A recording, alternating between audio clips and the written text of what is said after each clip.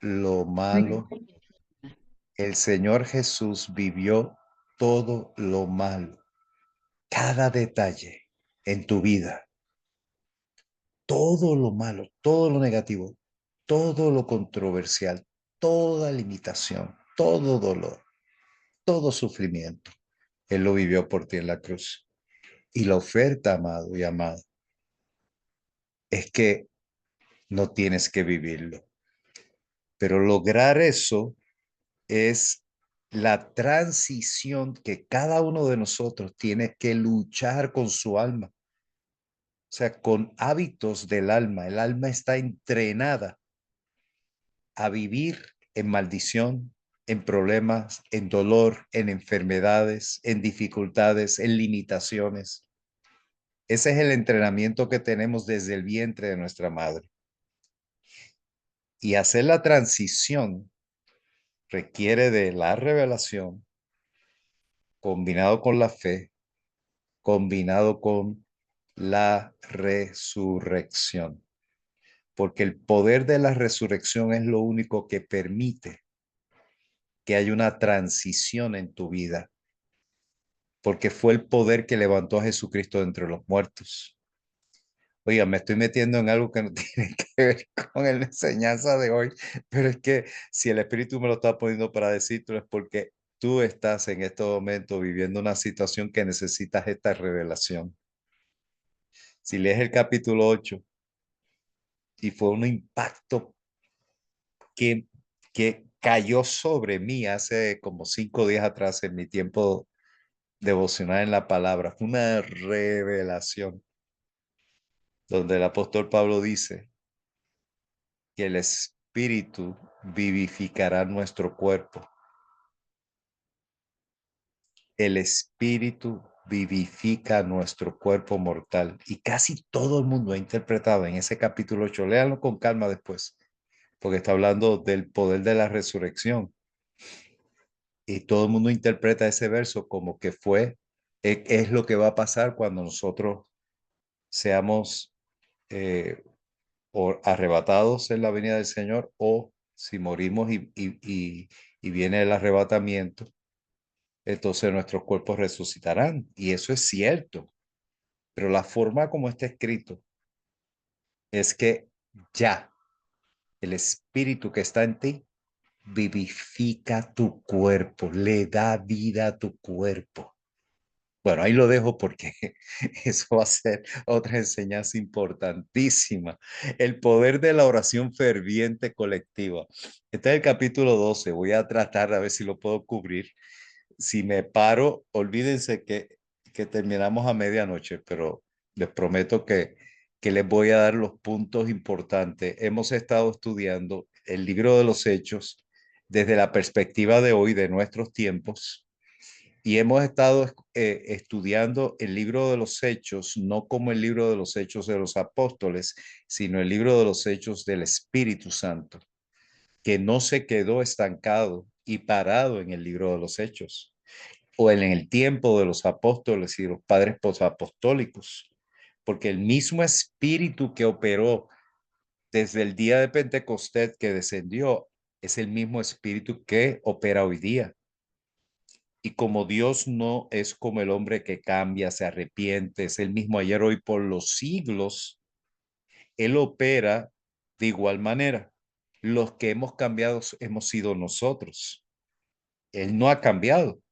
Lo que hemos parado, el mover del Espíritu Santo en su poder, hemos sido nosotros. Cuando digo nosotros, estoy hablando de la iglesia, el pueblo de Dios.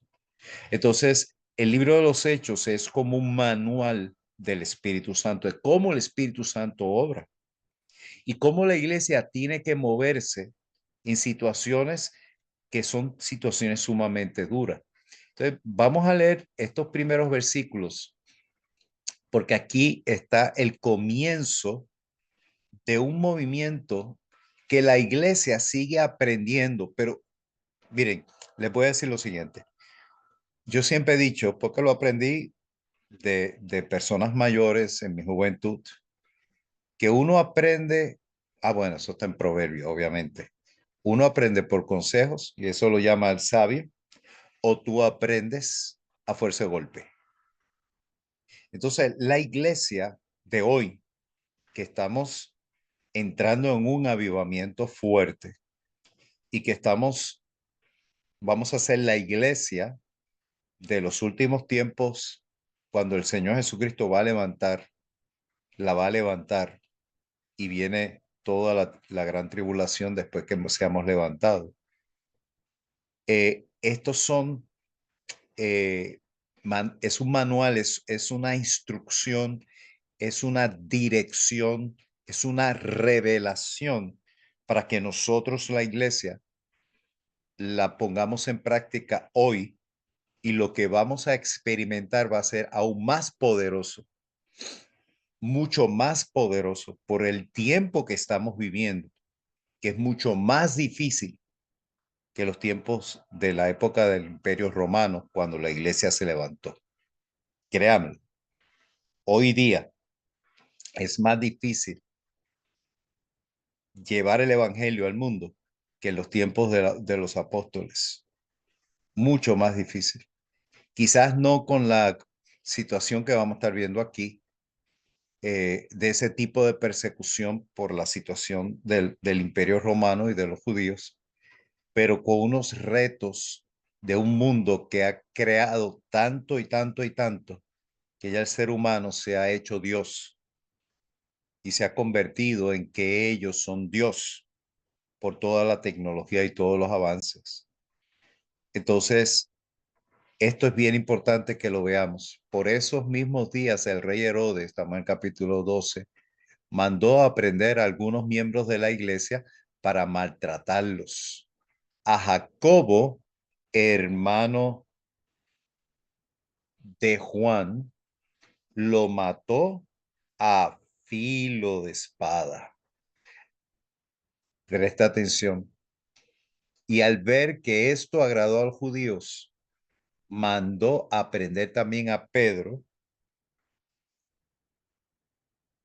en la fiesta de los panes sin levadura. Luego lo encarceló y lo entregó a 4 grupos de soldados para que lo vigilaran. Cada grupo estaba compuesto de 4 soldados. Y Herodes tenía la intención de presentarlo ante el pueblo después de la Pascua, mientras que Pedro era bien vigilado, y este es el verso clave del tema de hoy, mientras que Pedro era bien vigilado en la cárcel, en la iglesia se oraba constantemente a Dios por él. Este es el verso clave, que vamos a ver el resultado de una iglesia unida, orando, como dice Santiago, la oración del justo, la oración eficaz del justo puede mucho. Y esto es algo importantísimo. Ahora, quiero simplemente ponerles un poquito en contexto, porque en el libro de los Hechos se mencionan varios Jacobos y en los evangelios. Aquí lo define claramente, es uno de los apóstoles del grupo íntimo de Jesús, que fueron en el monte de la transfiguración, Jacobo, Pedro y Juan. Juan y Jacobo eran hermanos, los hijos de Zebedeo. ¿Ok? Este es el Jacobo que Herodes mata.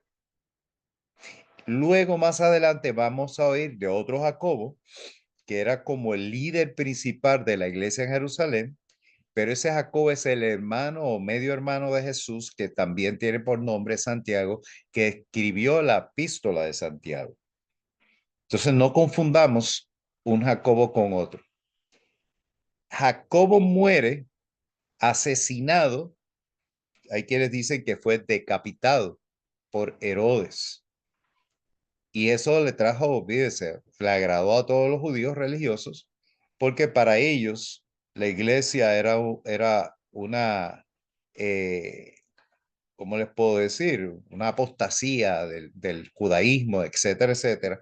Y para ellos matarlos era lo que había que hacer para agradar a Dios. Ahora, la iglesia, ¿dónde estaba? No estaba orando directamente por Jacob en ese momento. Pero cuando sucede esto, ¿qué hace la iglesia cuando hay conflictos y hay situaciones difíciles? Se reúne para orar. Eso es la costumbre. Una cosa importante que les traigo es que muchas veces nosotros oramos en reacción a los problemas, a las crisis, pero no oramos preventivamente. Y por eso yo enseño mucho lo que es la oración profética. Miren, hay 5 niveles de oración y la mayor parte de la gente está en su primer nivel, que es la oración de petición. Otros se mueven un poquito más allá de la oración de petición y se meten a la intercesión, que ya la persona que intercede ya no es egoísta. Hay quienes crecen y maduran y entran con lo que se llama la oración de guerra espiritual. Ya la guerra espiritual es una oración defensiva. Ya es para tomar territorios y echar fuera al enemigo. Y es entre ese nivel de oración, de intercesión, perdón, de guerra espiritual, y el cuarto nivel, que es la oración profética, que es la que nosotros promovemos en CN y que constantemente estamos haciendo. Esas dos niveles de oración son los niveles de oración que previenen que maten a Jacob. ¿Ok? Porque cuando tú estás en guerra espiritual y cuando tú estás en oración profética, ya estás moviéndote no por la parte almático humana, porque cuando yo hago peticiones, que siempre el Señor me dijo, pedid y se os dará a buscar. O sea, no es que estemos mal, pero es ese tipo de oración está en el primer nivel, que es lo que todo el mundo hace, pedirle al Señor y el Señor quiere que nosotros le pidamos. Cuando ya nos movemos un poquito y salimos del centro que somos nosotros, entonces empezamos a orar por otras personas. Y ahí oramos por nuestros hijos, oramos por nuestra familia, oramos por nuestros hermanos, oramos por los líderes, oramos por el presidente. O sea, estamos intercediendo. Y la oración de intercesión es importante porque tú estás poniéndote en la brecha para proteger y bendecir a un hermano. Pero cuando tú entras en guerra espiritual, ya entonces tomas una posición de autoridad y tienes y dependes del Espíritu Santo. Dependes de la dirección porque el Espíritu Santo es el que ve y te revela lo que está sucediendo. Y ahí es que viene mucho de la revelación del ataque del enemigo y entonces oras ofensivamente y oras defensivamente. Proteges, pero también tomas control. ¿Por qué? Porque el Señor nos dio autoridad. Y en esa autoridad nosotros podemos ir ante el trono y hacer guerra tomando lo que el Señor, la autoridad que el Señor nos ha dado. Pero cuando tú entras en la oración profética, es la oración que por revelación tú recibes la palabra y te conviertes en un ejecutor de la palabra, porque el Señor nos ha dado esa oportunidad, esa bendición, esa asociación. Somos parte del mover, como yo expliqué y escuchen el mensaje que di el domingo, porque el Señor le ha dado autoridad para tomar territorios. Y esa autoridad que el Señor, que somos el cuerpo de Cristo en la tierra y que Él nos ha puesto sobre toda potestad y sobre todo dominio, bajo los, dice que sus pies, nosotros somos el cuerpo de Cristo, por lo tanto está debajo de nosotros la iglesia. Entonces, cuando nosotros estamos claros en esas posiciones que el Señor nos pone en la oración, ejecutamos de una forma práctica, definida y acertada. Y nos convertimos en esa espada de doble filo, porque tomar la palabra como revelación y ejecutarla para tomar un territorio o poner un bloqueo evita que maten a Jacob, a Jacob.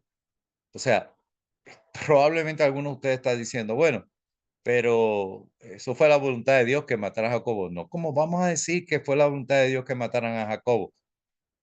Como decir que fue la voluntad de Dios que mataran a Charlie Kirk. O sea, no podemos establecer eso. Eso es completamente incorrecto.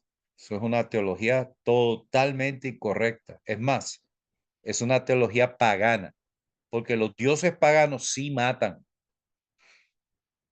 y sí usan el asesinato de la gente y castigan. Entonces, cuando confundimos la teología pagana con realmente con la revelación de la palabra de Dios, entonces, que Dios lo permite es una cosa. ¿Y por qué lo permite? Ah, no, porque Dios permite lo que Él quiera permitir. No, no, no. O sea, recuerden, Él nos dio a nosotros autoridad en la tierra. Y para mí es importante cuando yo me pongo en una posición de guerra espiritual y de oración profética. Recuerden que la oración profética está más arriba de la guerra espiritual. Y yo me muevo más en la guerra profética, aunque muchas veces me muevo en guerra espiritual. Es necesario la guerra espiritual, pero la oración profética es una oración de autoridad. ¿Por qué? Porque te mueves en la revelación de la palabra. Ya no estás simplemente diciendo cosas o pidiendo o intercediendo, sino estás haciendo que la palabra se haga rema se convierta en una acción que los ángeles ponen por obra la palabra, como dice el salmista 103. Entonces, aquí en el verso 5, la iglesia entonces se convierte en el instrumento para proteger a Pedro. ¿Ok? Y por eso entonces vamos a leer lo que sigue. La noche en que Herodes lo iba a sacar, Pedro estaba durmiendo entre dos soldados, eran cuatro, dos estaban con él y dos estaban en la entrada. Y después habían cuatro en diferentes puestos, no permitiendo que nadie entre ni nadie saliera. O sea, era imposible, en otras palabras. Sujeto, no solamente había soldados, sino sujeto con dos cadenas, y frente a la puerta había también guardias que vigilaban la cárcel. De pronto una luz iluminó la cárcel y apareció un ángel del Señor, el cual tocó a Pedro en el costado para despertarlo y le dijo: deprisa, levántate. Y al instante las cadenas se le cayeron de las manos. Entonces el ángel le dijo: recoge tu ropa y átate las sandalias, envuélvete en tu manto y sígueme. O sea, yo me impacto. O sea, los detalles en la Biblia no están por casualidad, amados. Uno lee esto y uno dice: wow, está bien, es normal. O sea, tú le estás diciendo a tu nene: vámonos, ponte los zapatos, ponte tu pantalón, ponte tu camisa, lávate la boca, prepárate, que vamos a salir. Entonces, esa orden que el padre le da al hijo para que se prepare para salir, representa una acción predeterminada, no una acción a la ligera, no una acción sin pensar, no una acción emocional. Es una acción lo que el ángel está haciendo es creándole a Pedro el ser, eh, el estar claro y el darse cuenta de lo que está pasando. Entonces Pedro obedeció, salieron de la celda y Pedro lo siguió. Ahora miren eso, aunque creía que lo que el ángel hacía era una visión. Recuerden que él tuvo una visión en el capítulo, creo que fue el 8 el que estudiamos, con relación a el gentil que el Señor le puso aquel lienzo de animales inmundos, y le dijo, mate y come. Él dijo, no, Señor, y después tocaron a la puerta y lo buscaron, ¿verdad? O sea, eso fue una visión. Y él está pensando que estaba teniendo otra visión, pero en aquella visión no hubo instrucciones, no hubo un impacto físico real. Las cadenas se caen, la celda se empieza a hablar, a mover. Él tiene que ponerse los zapatos y ponerse el manto. ¿Ok? Entonces todavía, que es lo que yo les insisto, tantas enseñanzas que lo he insistido, todavía su alma está entrando, que es lo que yo les enseño, está entrando en la transición de lo que el alma dice, te van a matar, te van a tumbar la cabeza como al apóstol Jacobo, mientras está experimentando que él está siendo libertado por un ángel. Entonces, a nosotros nos cuesta recibir lo que el Señor está haciendo ahora mismo en ti. Ahora mismo hay ángeles que se están moviendo en tu vida y que están rompiendo las cadenas. No es un sueño, no es una ilusión, no es una emoción, ni tan siquiera es una visión, es una verdad. Pasaron la primera y la segunda guardia y al llegar a la puerta de hierro que daba a la ciudad, esta se abrió por sí misma. Y esto es fantástico. O sea, el ángel está delante de él y el poder que se manifiesta a través de este ángel, todo se abre. Los soldados ni se dan cuenta de lo que está pasando. O sea, esta es la intervención sobrenatural en nuestras vidas. Y es tiempo que tú y yo comencemos a vivir esta experiencia que podemos llamarla almáticamente una experiencia única y extraordinaria cuando se debe convertir en cada uno de nosotros en una experiencia normal, común, porque nosotros se supone que estemos viviendo en la dimensión sobrenatural, porque el Espíritu Santo está en ti, está en mí. O sea, Dios, la divinidad, el Espíritu del Creador, mora en mí, mora en ti. Eso es lo más grande. Y todavía funcionamos almáticamente. En lugar de aprovechar la naturaleza divina, el Espíritu de Dios que el mismo Señor Jesús dice, que es el que conoce los secretos del Padre. Está en ti, está en mí.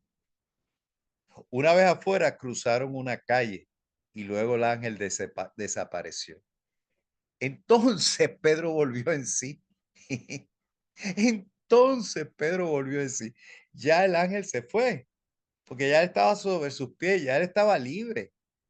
Y dijo, ahora me doy cuenta de que en verdad el Señor envió su ángel para librarme de Herodes y de todo lo que el pueblo judío esperaba hacer. ¿Vieron la conclusión de Pedro? Él no dijo, me libró de las cadenas, me abrió las puertas de la cárcel. Él no dijo eso. Él dijo, él puso el gestal, el panorama completo, lo que él sabía que venía. Eso es lo que su alma estaba claro, estaba muy definido, que venía sobre él, mi quindín, como decimos los puertorriqueños. O sea, lo peor de lo peor de lo peor de lo peor. O sea, él iba a ser un espectáculo peor que Jacob, por ser Pedro, por ser el instrumento que Dios utilizó para las miles de almas que vinieron, por ser el instrumento que el Señor utilizó para a levantar a aquel paralítico en la puerta del templo. Y ahí es que él da el resumen de lo que acaba de vivir. No fue que salió de la cárcel, sino que fue libertado de la muerte. de toda la confabulación de Satanás contra él. Y eso es lo que nosotros tenemos que estar claro cuando oramos. Tienes que tener el cuadro completo, el gestal, el cuadro más arriba de tu problema inmediato. O sea, tu problema inmediato no son las cadenas que tienes, un problema de salud o tienes un problema de financiero o hay una situación de relación. No. O sea, el Señor rompe todo eso, pero tienes que entender que lo que quiere Satanás sobre tu vida es matarte, es quitarte la oportunidad de ser el instrumento de Dios en este tiempo. Y tú todavía estás mirando la cadena y estás mirando la cárcel y estás mirando el problema inmediato, pero no estás viendo el gestal, no estás viendo el cuadro completo, no estás viendo lo que realmente te detiene para la obra grandiosa y poderosa que el Señor tiene para tu vida. Y eso es lo que tienes que estar bien claro. Mientras pensaba así, llegó a casa de María, la madre de Juan, a quien todos conocían como Marcos, o sea, el que escribió el Evangelio de Marcos, y este tiene otra historia que la van a ver en el futuro. Muchos hermanos se habían reunido allí para orar, o sea, ellos eran los que estaban orando, intercediendo, haciendo guerra espiritual, estableciendo oración profética. Cuando Pedro llamó a la puerta del patio, una muchacha llamada Rode salió a ver quién llamaba y al reconocer la voz de Pedro, se puso tan alegre que no abrió, sino que corrió a decir que Pedro estaba a la puerta. Ellos, los que estaban orando, los que estaban haciendo guerra espiritual, los que estaban en unidad, dijeron que estaba loca. Pero antes su insistencia, ellos dijeron, ha de ser un ángel. Ay, Señor, ¿hasta dónde llega la incredulidad? Pero es que todos somos así, todos somos así. Mientras tanto, Pedro seguía llamando, tocando a la puerta. Cuando abrieron y lo vieron, se quedaron atónitos. Y este es el alma, esta es la parte almática, pero Pedro les hizo señas con la mano para que callaran, o sea, no hagan alboroto, porque van a venir a llevarnos a todos de nuevo a la cárcel. Hello, hello. Pero así somos, esa es la parte humana, esa es la parte almática. Y esto es lo que nos hace reír y decir, wow, de verdad que todos somos iguales, que todos muchas veces actuamos así, con miedo siempre. Y entonces les contó cómo el Señor lo había sacado de la cárcel y añadió, digan esto a Jacobo y a los hermanos. Acuérdense que este Jacobo es el líder de Jerusalén y es Jacobo el hermano de Jesús y el escritor del libro de Santiago. Luego salió y se fue a otro lugar. Cuando amaneció hubo mucho alboroto entre los soldados, pues no sabían qué había pasado con Pedro. Herodes lo buscó y como no lo halló, hizo interrogar a los guardias y luego ordenó que los mataran. Pedro, por su parte, salió de Judea y se fue a Cesarea, donde quedó. Herodes estaba tan enojado con los habitantes de Tiro y Sidón, y esto es otra historia que está diciendo Lucas, pero ellos se pusieron de acuerdo y sobornaron al camarero mayor del rey, un hombre llamado Blasto, para que lo llevara ante él, y él, y es que querían llegar a un arreglo amistoso, pues sus abastos los recibían a través del territorio del rey. El día convenido, Herodes llegó vestido con sus ropas reales y se sentó en el trono para dirigirles un discurso formal. El pueblo estaba muy emocionado y lo aclamaban a grandes gritos. Queremos voz de Dios y no voz de hombres. En ese momento un ángel del Señor lo hirió porque no le dio la gloria a Dios y Herodes murió lleno de gusanos. O sea, se lo comieron los gusanos. Mientras tanto, o sea, miren cómo el Señor liquida, elimina a un hombre que mató a Jacob y que estaba persiguiendo a la iglesia, que parecía ser lo imposible para la iglesia cristiana, y el Señor lo liquida y muere de una forma tan fea, tan desastrosa. Pero la razón que dice Lucas es porque no le dio la gloria a Dios. Es interesante, a mí me llama la atención, no quiero darle mucho a esto porque el tiempo sigue corriendo, Pero, y no fue porque no mató a Jacobo, porque mató a Jacobo y encarceló a Pedro. No, porque no le dio la gloria a Dios y se dejó endiosar y tomó la gloria de Dios. Y ahí fue que se acabó. Porque parte de ese movimiento que hizo Herodes es precisamente creerse Dios, que era parte de aquella época, de la cultura de aquella época. Entonces, se liquidó el hombre, se acabó. Y el verso 24, ¿qué pasa? La iglesia no fue parada, la iglesia no fue destruida, la iglesia no dejó de hacer lo que tiene que hacer. Mientras tanto, esto pasaba, la palabra del Señor seguía extendiéndose y multiplicándose. Cuando Bernabé y Saulo cumplieron su servicio, volvieron de Jerusalén y se llevaron con ellos a Juan, también conocido como Marcos. Y eso es la relación que siempre hay mentor-discípulo, o sea, unos maduros ayudando a un jovencito y formándolo en el carácter y la vida de Juan Marcos se viene a ser realmente interesante en su desarrollo, en su crecimiento, en sus errores.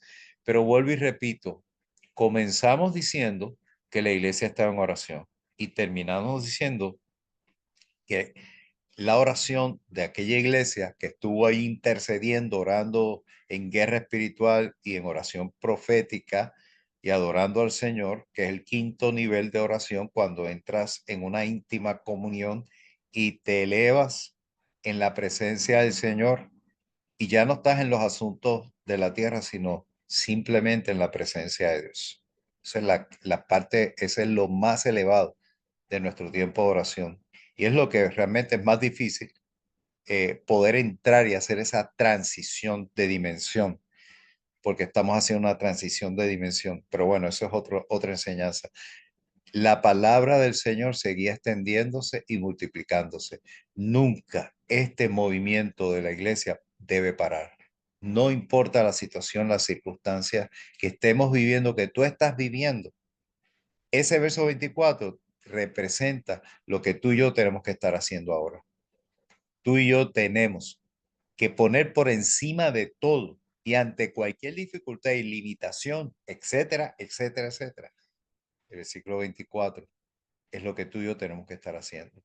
Padre, gracias nuevamente por la bendición tan hermosa de poder compartir tu palabra con mis hermanos y hermanas.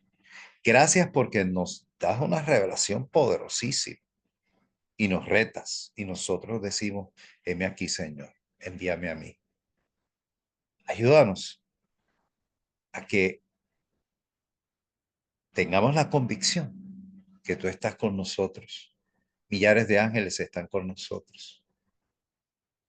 Y el movernos, Señor, en esta dimensión del Espíritu, significa, Señor, que nosotros llevaremos el Evangelio del Reino a toda criatura, tomando territorios, arrebatándoles las almas al enemigo y estableciendo, Señor, tu nombre y que los hombres puedan ver tu gloria a través de nosotros. Bendigo cada uno de los que me están escuchando en estos momentos y están recibiendo esta palabra y decreto y declaro que no volverá vacía, sino que cumplirá el propósito por la cual cada uno de ellos la está recibiendo ahora, que van a ser y son tierra fértil y que van a dar fruto, frutos, muchos frutos. Declaro, Señor, que cada uno de ellos son esa autoridad que tú has puesto en un lugar específico para tomar esos territorios y que tú los proteges de todo mal y que el enemigo no los puede tocar, pero que son padres y madres de multitudes, ganadores de vidas para el reino de Jesucristo. Así los bendigo y los cubro con la sangre de Cristo. En el nombre de Jesús decimos amén, amén y amén. Así que, amados,